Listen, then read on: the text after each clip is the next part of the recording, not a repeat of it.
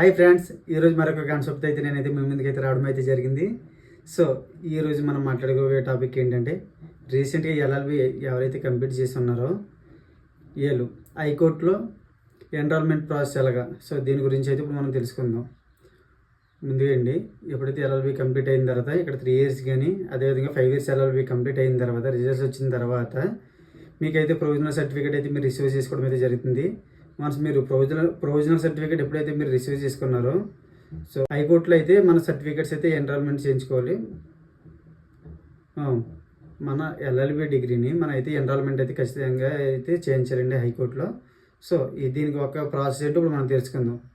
ముందుగా అయితే ఈ హైకోర్టులో ఈ సర్టిఫికేట్ ఎన్రోల్మెంట్ ప్రాసెస్ అనేది ఏంటంటే, అప్లికేషన్కి సంబంధించి ఓన్లీ మండే, ట్యూస్డే అంటే సోమవారం, మంగళవారం మాత్రమే అయితే ఇక్కడైతే అప్లికేషన్స్ అయితే రిసీవ్ చేసుకోవడం అయితే జరుగుతుంది. సో ఆ 2 రోజులు మాత్రమే మీరైతే ప్లాన్ చేసుకోవాలి. అయితే సోమవారం లేదా మంగళవారం ప్రతి వారం కూడా ఏంటంటే ఈ 2 రోజులనైతే మీరైతే వెళ్ళడానికి అయితే రెడీగా ఉండాలి. అదేవిధంగా మీరు అక్కడికి వెళ్ళినప్పుడు ఏంటంటే, ముందుగా అయితే మీకు కావాల్సిన రిక్వైర్డ్ డాక్యుమెంట్స్ అయితే చెప్తాను, అవన్నీ అయితే మీరు అయితే క్యారీ చేసుకోండి. ముందుగా మీ 10th క్లాస్ సర్టిఫికేట్ వచ్చి అదేంటంటే డేట్ ఆఫ్ బర్త్ పర్పస్కి అయితే దాన్ని తీసుకుంటారు. అదేవిధంగా ఇంటర్, సో మీరు ఇంటర్మీడియట్ అయిన తర్వాత అదేవిధంగా మీకు డిగ్రీ, సో డిగ్రీ అంటే డిగ్రీ అయితే ఒరిజినల్ అయితే ఖచ్చితంగా పట్టుకెళ్ళాలండి. సో ఇంటర్మీడియట్ అయితే ఇంటర్మీడియట్ ఓడి అయితే కంపల్సరీ అయితే తీసుకెళ్ళాలి, ఎందుకంటే 5 years వాళ్ళు ఇంటర్మీడియట్ క్వాలిఫికేషన్తో వెళ్తారు కాబట్టి. అది కాకుండా 3 years వాళ్ళు అయితే ఖచ్చితంగా డిగ్రీ చేసి ఉంటారు కాబట్టి డిగ్రీ ప్రొవిజనల్ అయితే పట్టుకెళ్ళకండి, డిగ్రీ అయితే ఒరిజినల్ అయితే ఓడి అయితే తీసుకెళ్ళండి కంపల్సరీ. అదేవిధంగా మీకు ఎల్ఎల్బి ప్రొవిజనల్, సో ఈ ఎల్ఎల్బి ప్రొవిజనల్ కూడా పట్టుకెళ్ళండి. అదేవిధంగా మీరు రాసిన ఈ 6 సెమ్స్ కానీ అదేవిధంగా ఈ 10 సెమ్స్ అంటే మార్క్ మెమోస్ ఉంటాయి కదా, ఖచ్చితంగా అయితే మార్క్స్ మెమోస్ అయితే ఖచ్చితంగా అయితే క్యారీ చేయండి. అదేవిధంగా రిజర్వేషన్ కేటగిరీస్ అంటే SC ST అభ్యర్థులు ఏంటంటే ఖచ్చితంగా అయితే క్యాస్ట్ సర్టిఫికేట్ కూడా అయితే పట్టుకెళ్ళండి. అదేవిధంగా ఇంకా మీతో పట్టుకెళ్ళవలసిన డాక్యుమెంట్స్ వచ్చేసరికి 2 పాస్పోర్ట్ సైజ్ ఫొటోస్ అయితే కంపల్సరీ అండి, అవి కూడా అయితే మీరు తీసుకెళ్ళండి. అది కాకుండా మీకైతే ఇప్పుడు నేను స్క్రీన్ మీద అయితే చూపిస్తున్నాను అప్లికేషను. సో ఈ అప్లికేషన్ కూడా ఏంటంటే, మీరు అప్లికేషన్ అనేది ఏంటంటే A4 సైజ్ పేపర్స్లో వైట్ కాకుండా మీరు గ్రీన్ పేపర్స్లో అయితే కంపల్సరీ అయితే పట్టుకెళ్ళండి. A4 కాదండి ఇక్కడ కావాల్సింది మనకి. సో ఏంటంటే గ్రీన్ పేపర్ అండి. సో గ్రీన్ పేపర్ మీకు అవైలబుల్గా ఉంటే మీరు ముందుగానే ఇప్పటి నుంచి అయితే ప్లాన్ చేసుకోండి. సో అప్లికేషన్ సెట్ అనేది మీరు కూడా 2 సెట్లు తీయించుకుంటే మంచిదండి. వన్స్ మీరు ఇక్కడ ఫిల్ చేసినప్పుడు ఏమైనా రాంగ్స్ వచ్చినా మళ్ళీ అన్నీ మీకు తీసుకుంటూ ఉంటుంది, లేదంటే మళ్ళీ కోర్టు బయటికి వెళ్ళాల్సి ఉంటుంది.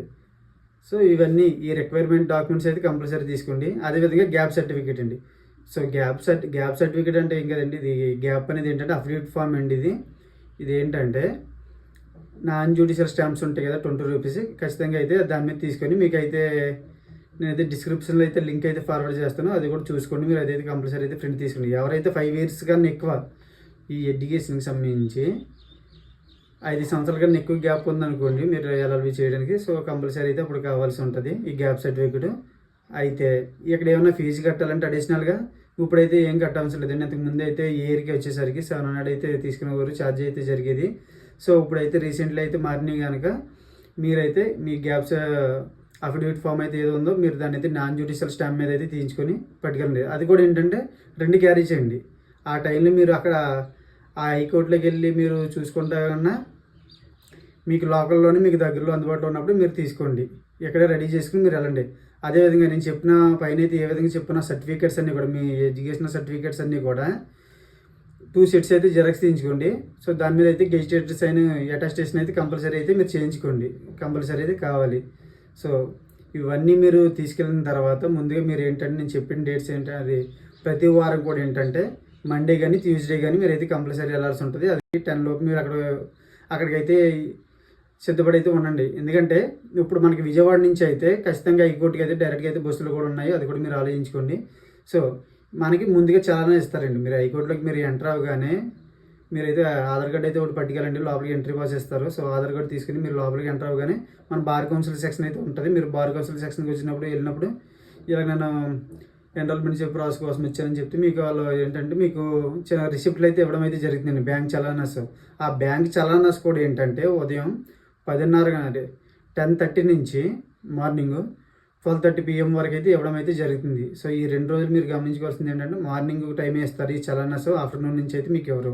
అదేవిధంగా ఆఫ్టర్నూన్ 2:30 నుంచి 4:30 వరకు ఏంటంటే సో మనం ఇచ్చిన అప్లికేషన్ అనేది అదే మనం ఆల్రెడీ మీకు చూపించడానికి అప్లికేషను సో అవి ఫిల్ చేసి మీరైతే కంపల్సరీ అయితే ఈ టైంలో మీరైతే సబ్మిట్ చేయాల్సి ఉంటుంది. ఇదైతే మీరు గమనించుకోండి. సో మీరు కరెక్ట్గా అన్నీ సబ్మిట్ చేసిన తర్వాత మీ సర్టిఫికేట్స్ అని అక్కడ అప్లికేషన్తో పాటు ఒక సెట్ జిరాక్స్ చేస్తారు. అదేవిధంగా మీకు మీ ఒరిజినల్ సర్టిఫికేట్స్ కూడా అయితే అక్కడైతే ఇవ్వడం అయితే జరుగుతుంది. అయితే ప్రస్తుతానికి అయితే మీ ప్రొవిజనల్ సర్టిఫికేట్ అయితే వాళ్ళ దగ్గర ఉంచుకుంటారు. ఏదండి మీ ప్రొవిజనల్ మీన్స్ ఇక్కడ వచ్చేసరికి మీ లాకి సంబంధించి మీ లా డిగ్రీకి సంబంధించిన ప్రొవిజనల్లో ప్రస్తుతానికి వాళ్ళ దగ్గర ఉంచుకుంటారు. రిమైనింగ్ డాక్యుమెంట్స్ అయితే వెరిఫై చేసిన తర్వాత మనకి ఇస్తారు. సో ఈ ప్రాసెస్ అంతా అయిన తర్వాత మీరు వచ్చిన తర్వాత ఏంటంటే మీకు 10 days కానీ లేదా 14 days లేదా 20 days పడుతుంది ఓతికి పిలుస్తారు. సో ఈ టైంలో మీరు పిలిచినప్పుడు ఏంటంటే మీకు కంపల్సరీ ఫోన్ వస్తుంది. ఇన్ కేస్ మీకు ఫోన్ రాలేదనుకోండి మీకైతే కంపల్సరీ మీ మొబైల్కి అయితే మెసేజ్ రావడం అయితే జరుగుతుంది. సో మీరు మెసేజ్ ఇవన్నీ తీసుకున్నప్పుడు ఏంటంటే మీకు మెసేజ్లో క్లియర్గా అయితే చెప్తారు. సో మీరు ఖచ్చితంగా అయితే డ్రెస్ కోడ్ అయితే కంపల్సరీ అయితే ఫాలో అవ్వాల్సి ఉంటుంది. సో జెంట్స్ అయితే ఏంటంటే white pant, white shirt and black tie, అదేవిధంగా black coat and black shoes compulsory వేయాలండి. అదేవిధంగా గర్ల్స్ వచ్చేసరికి ఏంటంటే చుడీదార్, వైట్ చుడీదార్ డ్రెస్సులు అండి. అదేవిధంగా వాళ్ళకు కూడా కామన్గా బ్లాక్ కోట్, అదేవిధంగా బ్లాక్ షూస్ సో కంపల్సరీ అయితే వేసుకుని వెళ్ళాల్సి ఉంటుంది ఈ ఓతికి వెళ్ళినప్పుడు. సో ఓతికి వెళ్ళినప్పుడు కూడా ఒక సెట్ అదే మన సర్టిఫికేట్ జెరాక్స్లు అయితే ఏవైతే ఉన్నాయో మామూలుగా ఒకటి అయితే క్యారీ చేసి అయితే మీరు క్యారీ అయితే చేయండి. అదేవిధంగా ఈ ఓతికి వెళ్ళినప్పుడు ఏంటంటే అది కూడా మీకు ఏంటంటే టైం అయితే ఇస్తారు, పర్టికులర్ టైము. ఇంకోటి చెప్పాలండి, ఇక్కడ మీకు ఓతికి పిలుస్తున్నప్పుడు వాళ్ళు అయితే సాటర్డే కానీ లేదా సండే కానీ పిలుస్తారు. మీరు ఇది ఒకటి కూడా అర్థం చేసుకోండి. అయితే సాటర్డే కానీ లేదా సండే కానీ అది కూడా ఏంటంటే ఒక్కొక్కసారి అయితే ఏంటంటే ఈ క్రౌడ్ ఎక్కువ ఉన్నప్పుడు అయితే 2 sessions అయితే పెట్టడం అయితే జరుగుతుంది. అయితే మార్నింగ్ లేదంటే ఆఫ్టర్నూన్ నుంచి కూడా 2 sessions కూడా జరుగుతూ ఉంటాయి. అయితే మార్నింగ్ సెషన్ అయితే వాళ్ళు టైం అయితే ఖచ్చితంగా మెన్షన్ చేస్తారండి. 9:30 అంటే 9:30 లోపు వెళ్ళిపోతే అటు మీకు 12:30, 1 లోపు అయితే మొత్తం అంతా మీకైతే సర్టిఫికేట్ అయితే మీకైతే కంపల్సరీ అయితే అయిపోతుందండి అక్కడ.